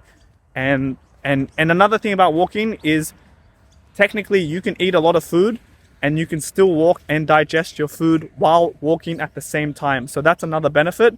That helped me, but at the end of the day, you got to find what helps you. and that is all about walking. Peace. So another pro about doing this 90-day challenge, I don't know if everyone thinks this is a pro, but once you set a goal, because I set a goal of 90 days, I want to be this certain weight, 55.5 kilos. I want to walk 12,000 steps a day. I want to have a visible six-pack. I want to be lean. You know, I want to cut weight. Like, setting a goal gives you something to look forward to, something to achieve, you know? And once you achieve it, like I mentioned, there's this feeling in yourself that you've done something that you know that you've done, and it builds this confidence. But essentially, setting goals, it really gave me something to look forward to. And I'm being very honest, you know, the first 30 days, I was a bit excited, you know, we all set goals like, oh, this is so cool. And then the second 30 days, so between day 30 to day 60, I was like, oh my God, like, you know, I'm a human being. I'm like, oh, you know, that's a long time, you know, maybe I should quit, you know, or maybe I should have made it 60 days, not 30 days. But I pushed through, and then the last 30 days, so between day 60 to day 90, that's when like I started to see results and I started to see it through. But setting goals really gives you something to look forward to. I remember in the past, if I had no goals, I don't know, like I'm not that motivated. I don't care as much. But when you set goals and when you write it down and when you keep yourself accountable, especially through these YouTube videos, it really helped me. And I think it's definitely a pro that I'll be taking on, you know, in my learnings in my future life. So that was definitely a pro. All right, guys. So one of the benefits, without a doubt, is that doing this 90-day challenge, it's making a commitment to yourself. As you saw on day one, I said what I was gonna do, and I did it. And once you say something, and then you do it, and you hold yourself accountable, because at the end of the day, this challenge, no one could have done it for me. No one. And I talked about this. You know, say I'm a billionaire. I can hire a personal trainer. I can hire a private chef. At the end of the day, I have to digest the food. I have to lift the weights. No one else can do it for you. That's what I like about this. I don't know if this relates, but the body keeps the score. So if you look at someone's physique, you can tell what kind of person they are. You know, if they're a bit overweight and obese, that's their fault. I'm not saying they're a bad person or anything, but that's their fault, you know? So that's their responsibility for the most part. There's a lot of nuance, but the fact that, you know, you say something and then you did it, it's just, it gives you this confidence, this inner confidence. And it doesn't matter. It doesn't matter what other people think. If they praise you, deep down, you know what you did. And I'm just gonna be honest, you know, I'm not bragging, you know, we all work hard, but you know, there's a lot of work, and it was a lot of work that I didn't have to do, you know, no one's pushing me. It's just myself. And if I'm being very honest, I have to give credit to God. Like, if I'm just being very honest, throughout the journey, especially towards the last 30 days, I felt closer to God. Whatever that means to you. You know, there's a lot of negative connotation, spiritual, you know, spiritual, like whatever you believe in. But I felt closer to God, and I felt like he gave me everything. Like, I credit everything to God, every single thing to God. He gave me life, you know, at the end of the day, and he created each and every one of us. For example, he created my mother, which created me. And you got to think about, you know, how did I get here? You know, I got here because all the people I met in the past, you know, like it could be, for example, you know, in my previous job, I met this person. Therefore, I now can do this in my work life. And therefore, I can do this 90-day challenge. So really, it's the people in the past. It's definitely the people that support you, you know, and it's even like to the granular detail where, like, when I go to the supermarket and I buy this beef mince and I eat it, it's like the farmer grew that beef mince. The cow was born, and that was all, you know, concept wise, God's creation. So everything is credit to God. But without getting too religious and stuff, you just have this inner confidence. Like, I feel so confident in my skin. I feel confident filming in the gym. Like, I just kept doing it. It's repetition, and I feel really good about myself. And again, I do not know what tomorrow holds. That's the thing. That's the thing that's always scares me. You know, when some people say, what I mean by I don't know what tomorrow holds is that, you know, I'm saying all this stuff now. I feel confident in my skin, etc. Who knows? Maybe in a year's time, you come back to my channel and I'm like a drug addict and I'm super fat or something. Like, I used to worry about that. I can't control that. That's in the future. I don't know. I'm speaking right now, and in the past, I'm just very thankful, and I feel like gratitude to God, but more importantly, without going into that rabbit hole, it's like I feel obviously very confident in my skin, and I just want to be honest, like sometimes I just want to take off my shirt and just walk shirtless, you know, and like show off my body, you know, etc. It's kind of vain and it's kind of egotistical. But you know, that's a level. I just do have to say that. Very comfortable with my skin. I've grown a lot. It's making that commitment since day one and holding it all the way to day 90. And it's the person you become, you know. At the end of the day, it's really the person you become. Like this six pack, all this stuff, it's all vain, you know. It's just something you get, and you know, it's cool. And you know, to be honest, like I bet you, like right now I'm filming this on like day 86 or day 87, like, you know, it might go away, the six pack, or it, you know, you might get used to it, just like money. You know, once you get a certain amount of money, you just want more and more. But it's that journey that, like, you know, it's cool, man. It's really cool. Like it's that growth, that journey, that knowledge that I got instilled, that the struggle, just everything. It's just I'm so thankful, and I wish you guys can experience this. I would imagine, you know, I can't speak for everyone, but I would imagine, like, you know, every single person, if I ask someone, you know, do you want to be fit? Do you want to look super lean? You know, like, especially guys. Again, I don't know. I'm just assuming. Like, you ask most guys, maybe who are beasts or not in the best shape, you ask them, you know, and deep down, like, I feel like everyone wants to be in good shape. And again, I don't mean to be like super lean, six pack shredded. Like, that doesn't necessarily mean you're healthy, but, you know, I feel like if I ask people and deep down they're being honest, they would want like you know, physical, aesthetic physique. They know it's healthy, etc. But you know, after doing it, it's like, wow, you know, it's very cool. It's very like, I did it, you know, I did it. Like, that self accomplishment without getting too egotistical. Like, it's really the best way I can describe it. Keeping that promise to yourself, fulfilling your word, doing it, and then that person you become. So that's the huge benefit. Thanks for listening to my rant. Alright guys, it's Derek. Today is actually 31st of Sunday, so it's actually about 2 weeks after the 90 days, which if my math is correct, it's 104. It's like the 104th or 105th day since I started my 90-day journey. Obviously, I'm not dieting anymore, so I guess I'll talk about what happened in the 2 weeks. So right now, I'm still relatively lean, definitely not as lean as before. It was definitely it got to a stage, as you guys can see, like it was very unhealthy. And I think it got to a stage where like there was no more progress to be made. You know, like I could, if I keep cutting, I literally couldn't sleep. I felt like shit all the time. Like I don't understand. Like, so now I kind of understand doing this journey that it makes sense to bulk and then cut. You know, because I feel like I just couldn't cut anymore. Like, it was just, I could, but like it wasn't worth it, you know. So anyways, I'm now around 58 kilos, so I've gained like about 3 kilos, but I'm in a more healthy weight. I'm definitely much happier and more healthier. Like, towards the last, you know, 7 days, as you guys saw in my daily vlog, like, it was hell. Like, especially the sleep was just so bad. Like, I couldn't sleep, I had no energy, and like I couldn't even lift in the gym. I was just doing like super light workouts. Now I don't do that anymore.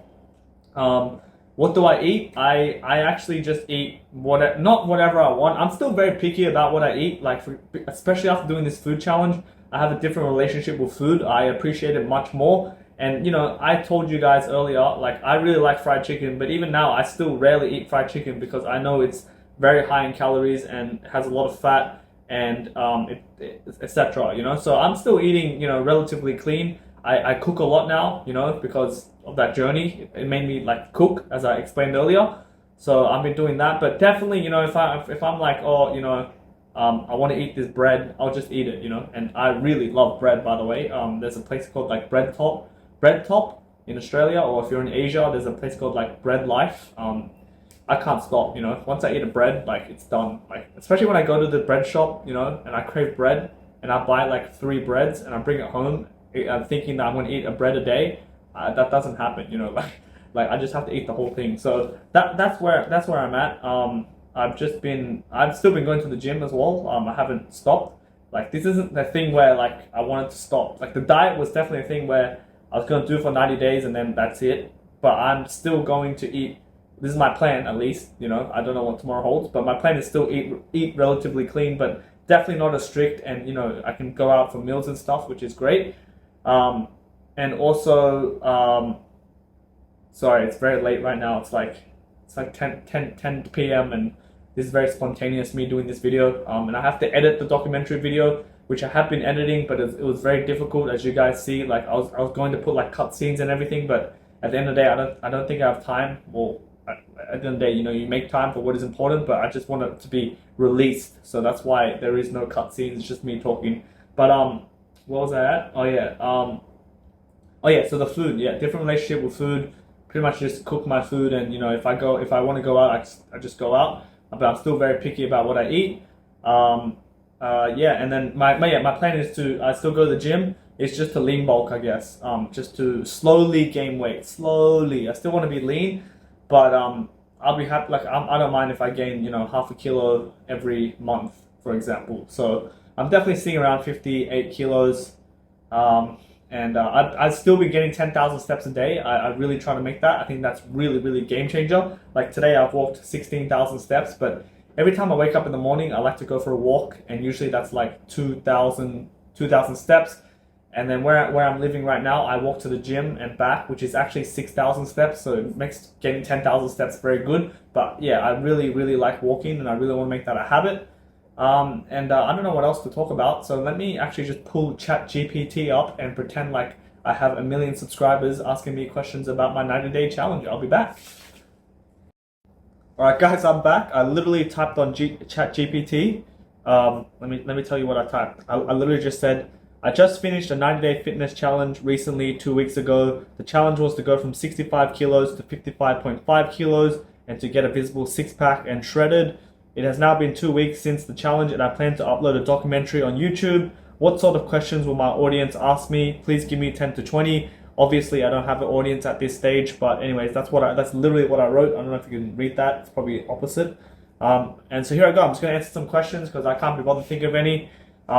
What was your daily workout routine like during the challenge? So as I said earlier in the start of the video, apologies for that plane coming in and stuff. That was very annoying. I know, you know, our ears are offended before our visuals. You know, I learned that in film production school. Yes, I went to film production school.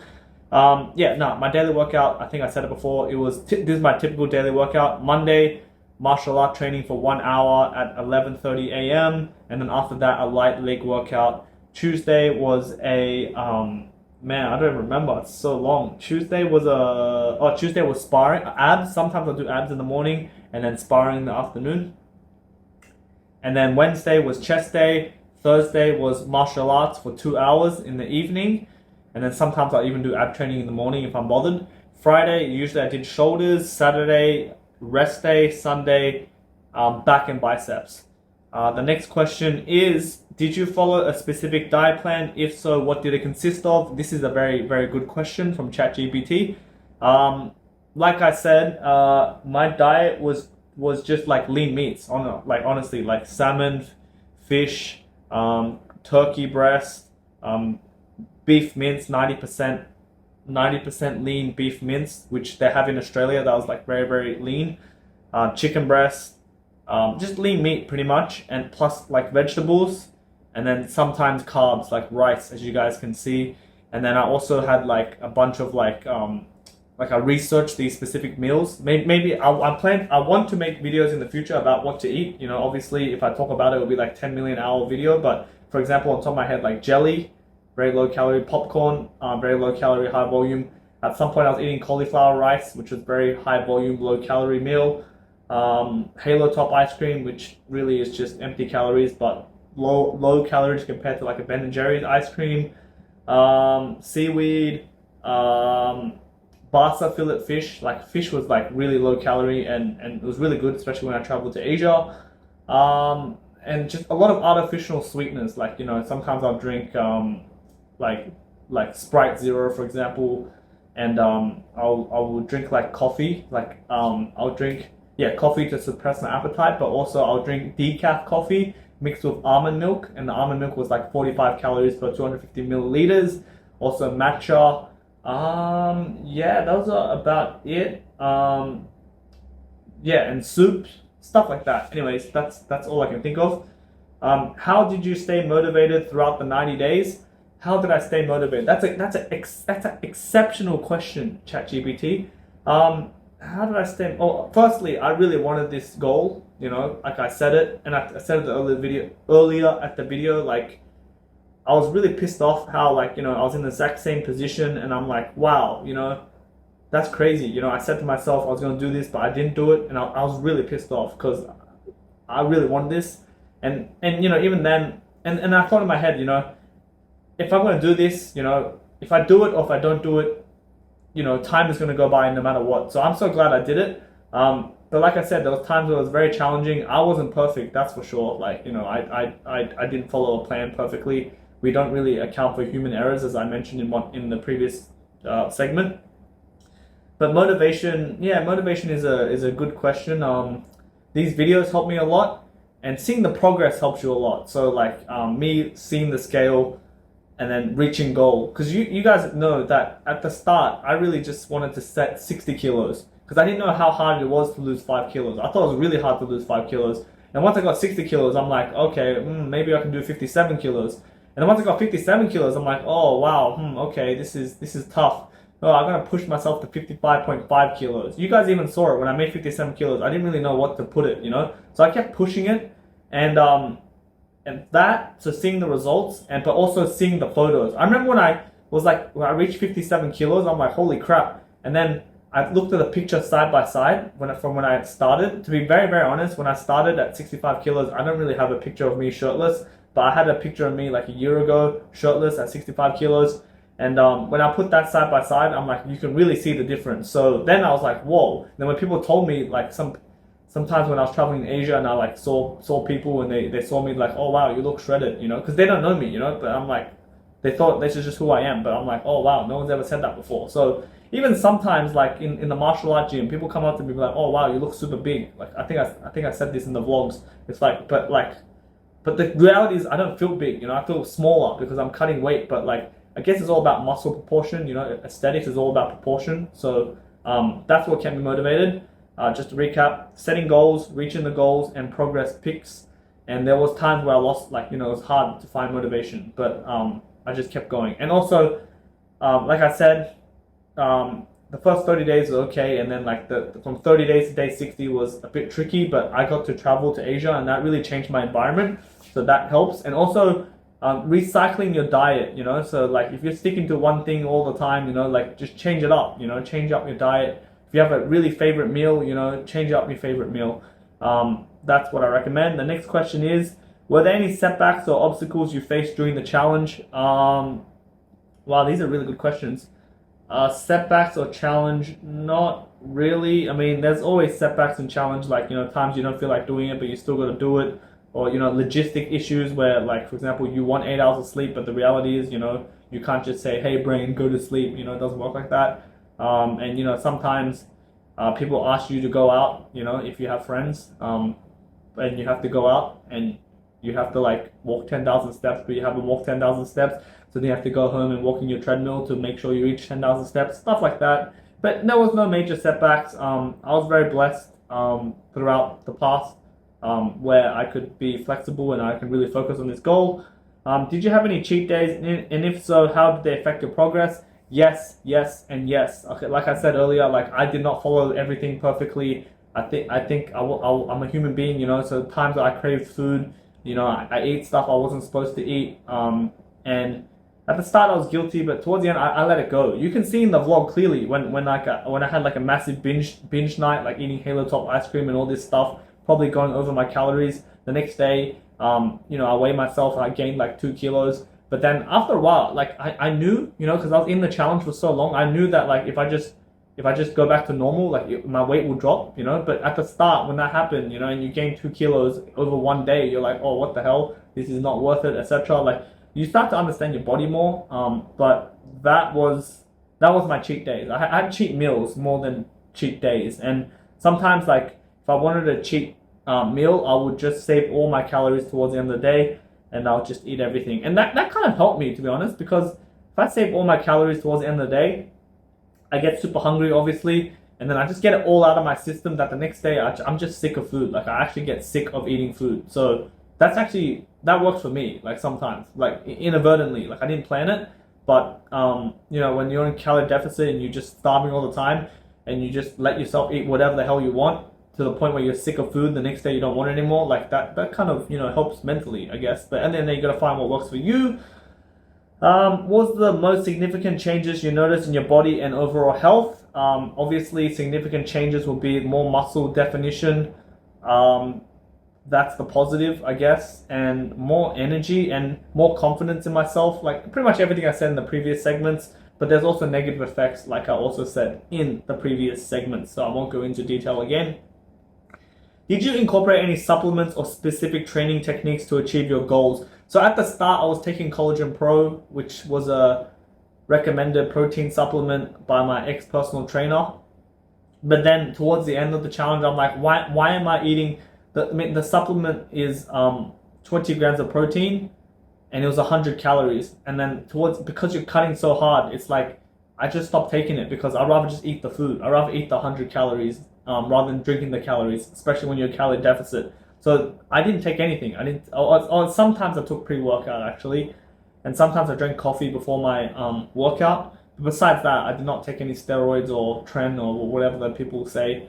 And the specific training techniques, you guys seen what I did in the gym, so you can see what I did. But I tried to do progressive overload, and I guess looking back at it now, what I'm trying to do now after the challenge is just go super slow, just control up, slowly down, 3-second control. I think there's a vlog with me and Tristan when I was in Asia, and there's a home gym. I'm trying to do more of that now, but no really crazy technique. Obviously, I didn't do a full body workout. I did specific muscle group like I mentioned earlier, but that's that.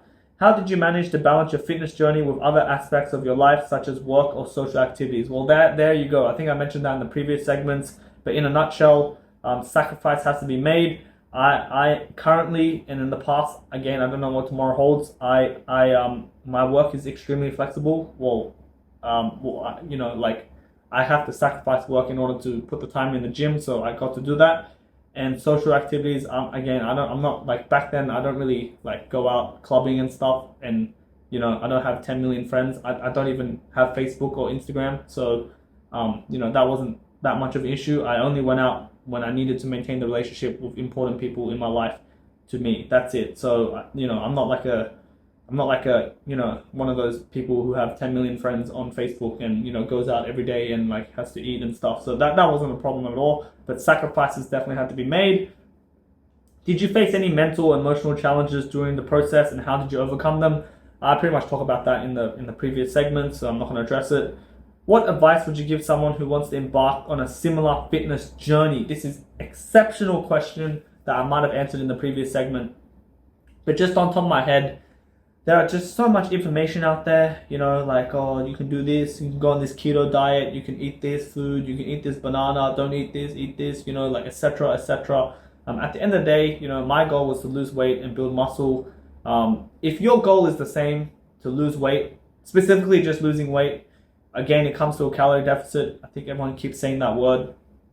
I think I explained what that means, but that's all it is. At the end of the day, I think the best advice I can give is you just find what works for you and what you can stick to for a long period of time. That's it. That's literally the secret. So you can listen to all these YouTubers and all these influencers telling you these tips and tricks, but at the end of the day, if you're not going to follow those tips and tricks and it doesn't fit you or fit your lifestyle, or you're not going to stick through it for a long period of time, and maybe a long period of time could be like, I don't know, a month or to 3 months, then it's probably not worth doing. Just find something that works for you, that works for your lifestyle, that works for your routine. That's what I recommend. I also recommend to weigh yourself and keep yourself accountable somehow. But weighing yourself is very important because at the end of the day, your body cannot lie. You can sit there, you could be like, oh, I've been eating very clean, or, I haven't been eating at all. But then, let's say you weigh yourself and you gain 5 kilos. How's that even possible? Unless there's like a rare genetic disorder, which, let's be honest, is probably not true.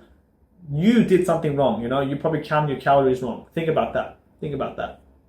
Seriously, think about it. Like, you weigh yourself and you're not losing weight, you're doing something wrong. That's just a fact. Like, the scale does not lie. Your body does not lie. You cannot just gain weight for no reason. There has to be a reason, and most likely it's because you're not on a calorie deficit. So you need to check yourself. And yeah, I recommend everyone once in their lifetime to track your calories. I'll suggest for just 2 weeks, 1 to 2 weeks, right? And you only need to do this one time in your life. This is what I recommend. One time in your life. If you're new to this, one time in your life.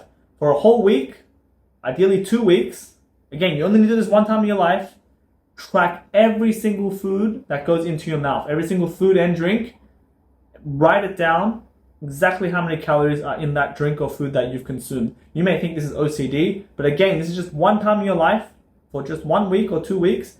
And then once you realize how much calories are in certain foods, you can then have a really good idea. And then I'll strongly recommend not to track it anymore, because that makes you crazy, you know. As you guys saw towards the end of my challenge, the last 30 days, I stopped tracking at all. I only tracked really just to understand what was in food, you know, because I don't think people understand how much calories are in food, or what does it even mean, or how to read the nutritional information. So once you did that, you can then have a general idea in your head, you know, of like, okay, this bread, for example, is like 200 calories and it has almost no nutrition, or just all carbs, which I don't need. Or, you know, for example, eating this ice cream is not a good idea because it has like 400 calories and zero nutrition. Maybe I'll substitute it with a Halo Top ice cream, you know, for example. So that is something I recommend, calories. And again, weighing yourself and taking progress picture is really, really cool, because you can look back on it and you can see it side by side. And once you see the results and once you reach the results, it helps you a lot. How did you track your progress throughout the 90 days? Well, that's very obvious. You know, I told you the weighing yourself, taking the pictures. That's specifically the YouTube videos that I did every single day. Did you experience any plateaus in your progress? And if so, how did you push through them?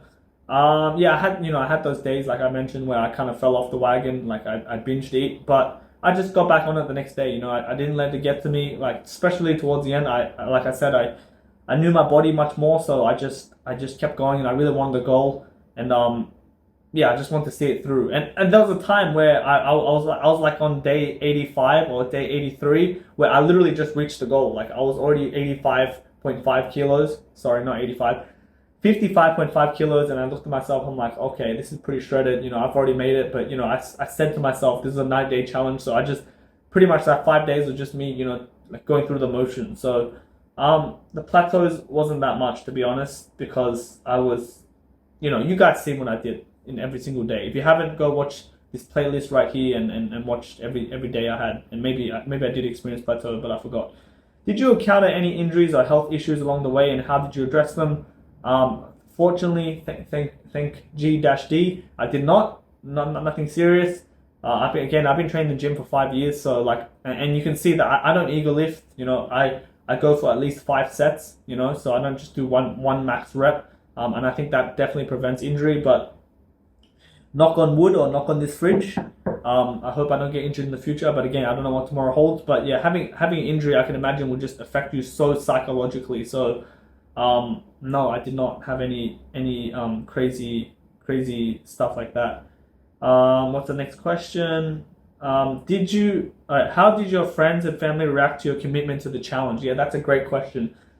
So I had supportive people around me. They were super patient, like I mentioned, because at times I lashed out. You know, I'm a human being. I displaced my energy towards other people, you know, as I mentioned in the previous segment. So I won't address it too much.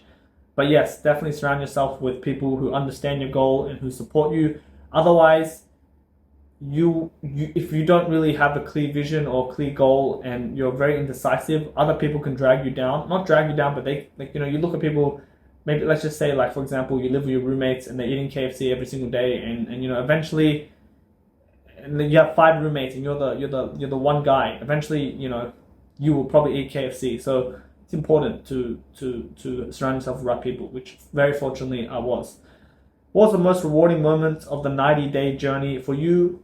I explained that in the previous segment, but I think it's definitely the person that I've become, without a single doubt. And it's not about the freaking, it is cool, but it's not about, you know, take off my shirt and I have a 6-pack, etc., and I'm shredded. That's all cool and stuff, but it's honestly the person I've become. Like, I feel more energy, I feel more confidence, etc. Like I mentioned in the previous segment, the person you become. I think that's definitely the most rewarding part. And just in saying that I'm going to do something and actually doing it, and then, you know, I just can't believe, like, that day 1 video. Maybe I'll play it again here. The stuff that I was saying, like, you know, I'm going to do it once I've done it. Like, I spoke it to existence, and now I'm here. You know, so that's what's the most rewarding.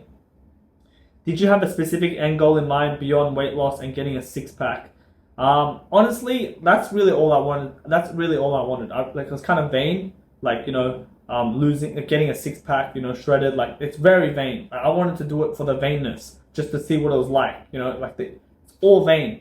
Towards, like, honestly, towards the like last 10 days of the challenge when I got it, I literally said to myself, like, this is so vain. Like, this is so vain. It doesn't mean anything. Like, I mean, it's cool and stuff, but like at the end of the day, like, it's so vain. It's so egotistical. I knew I was doing it for an egotistical reason, but like it got to a point where I'm just like, wow, like, this is so like this is so vain. Like, for example, I know this is kind of like contradictory because I did post it on YouTube, but like, for example, once I got this challenge, many people, including myself, I thought to myself, okay, I'm gonna reinstall Instagram and I'm gonna post this on Instagram. Then I literally thought in my head, why? Like, why? Like, the only reason is just to show off and like ego and pride. And I said to myself, that's stupid, So I didn't do that. I'm not going to do that. I don't know what tomorrow holds. Maybe I will do it, but I'm not going to do that. Like, I don't like, So it's all vain. It's all vain. I realized it was all vain, anyways. But it's cool that I came to that realization. But no, I didn't really have any other specific goal when I started beyond, like the superficial, getting an aesthetic build. Towards the end of the challenge, I realized there's more to that. How did you deal with craving or temptation during the challenge? Yeah, that's a great question. Food, definitely keep it out of the house. If you have a packet of chips in the house that you bought from the supermarket, I'm gonna eat it all. For example, when I went to the supermarket and I really liked this popcorn called Cobb's popcorn, lightly sweet, lightly salted. There's a massive packet, and I'll buy it. I'm like, oh, it's okay. I'm gonna only eat half, But once I start eating, I can't stop, and then I eat the whole packet. Same as Halo Top ice cream. Sometimes I never said it in my head, but like some people might buy this ice cream tub and be like, oh, I'll only eat half, but you end up eating the whole thing because it's there. Even right now, today, where I'm at, like I said with the bread story, like sometimes I buy like 3 pieces of bread. I'm like, okay, maybe I eat this over the course of 2 days, but once I eat one of them, I'm just like, okay, you know what, screw it, I eat more. So I think, yeah, like be careful what you buy. And also, this quote, this is just an idea that like when you're buying stuff in the grocery store or wherever you're going to buy stuff from, don't try not to do it with an empty stomach because you tend to just want to eat more and more. That is what I recommend. But besides that, I don't really crave sweets. I craved more like carbs and fried chicken, I think. I don't know what I craved. I don't even remember, but it was tough. It's definitely like the food craving is very tough, I guess. I don't know. I guess you can use it to your advantage. That's what I realized, in this challenge. Like everyone needs to eat, and you can use it as a reward mechanism. It's very powerful. As human beings, we have to eat. So you can almost use it as a reward. Like I'm not going to eat any food at all until I do this A, B, and C. Maybe I have to do this client work, etc., etc. So you can use it to your advantage. That's what I reckon. Otherwise, you're in gluttony. Did you experience any changes in your energy level or sleep patterns throughout the process? Yes, I did. So to be very honest, without getting into much detail, my libido definitely dropped 100%. That's all I'm going to say about that. My sleep, very bad, as I said. And my energy was very low towards like the last like 10 days. Probably because I'm in such a deficit. Yeah, and my mood, I was definitely moody, like I mentioned in the previous segment. 2 more questions. What lessons did you learn about yourself during the 90 days? Wow, ChatGPT, what crazy questions you asked. Okay, so what lessons did I learn? I guess I learned that, man, this is tough. Like I'm gonna have to pause the video and think about this, but what lessons did you learn about yourself during the 90 days? I guess during the 90 days, I guess after the 90 days, I guess it's like we human beings can do it, we can do it if we set our mind to it and if we believe it and etc.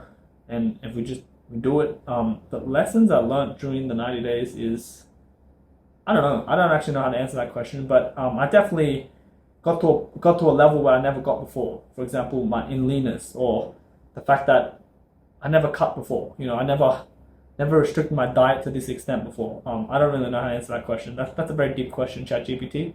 All right, finally, last question, 20 out of 20. Do you plan to continue with a similar fitness regimen now that the challenge is over? And that's exactly what I was trying to say at the start. Again, not that I'm not going to be that strict anymore.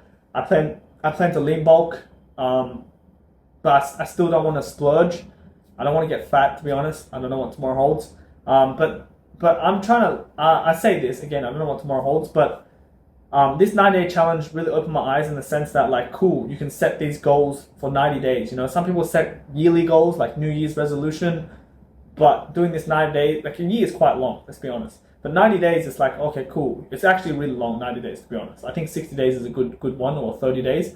But 90 days is, because I've done it, it's like, okay, this is cool. You know, it's difficult, but it's achievable. But it's not as difficult as like a year or 10 years. So, you know, my focus now is still on health, but not as much. My focus is going to be on, you know, making YouTube videos and focusing on my business. That's what I plan. Again, I don't know what tomorrow holds. And that's it. So I hope you guys found this video helpful. I really wanted to edit this video a bit more and stuff, but I feel like I'm never going to do it, so I'm just going to put it out there. But if anyone's listened to this, I don't know you. I think I'm just going to be very honest. And this is what I believe. I'm just going to be very, very honest. No one gives a shit about you. No one cares if you do a fitness goal or not. You know, at the end of the day, you have to care. You have to want it. It has to come from you. It's all on you. No one gives a shit. I hate to say that, like, so just know that, you know, don't do it for anyone else but you, because if you do it for anyone else, it's gonna fail unless you're doing it for a higher purpose. You know, that's a different story, but that's what I believe. You know, but yeah, there's a lot of, you know, I think at the end of the day, you know what needs to be done. You just have to do it. Okay, one more final thing. This challenge, or losing weight and getting shredded, is very, very, very simple. It's very simple. Anyone can do it. It's very simple. You know, just calorie deficit for a long period of time, go to the gym regularly for a long period of time, eat clean for a long period of time, you know, etc. But it's difficult because there's temptations and, you know, we fall out of track. So it's easy/simple, but difficult. So that's what I have to say. I honestly wish you the best. I was going to end the video with a joke, so I'm just going to say it. Alright guys, you know, if you want to get shredded, visit my program. Visit www.dereksoo.com.au/shredded60 and get your 10% discount code off. Use my code whey protein 50 for 50% off your protein shake. You know, I can get you shredded in one day. It's all possible. Trust me. You know, I've done it before. Please, you know, buy my product, etc. You know, I know everything. You know, it's not a scam. You know, just give me your money. Thank you. Peace.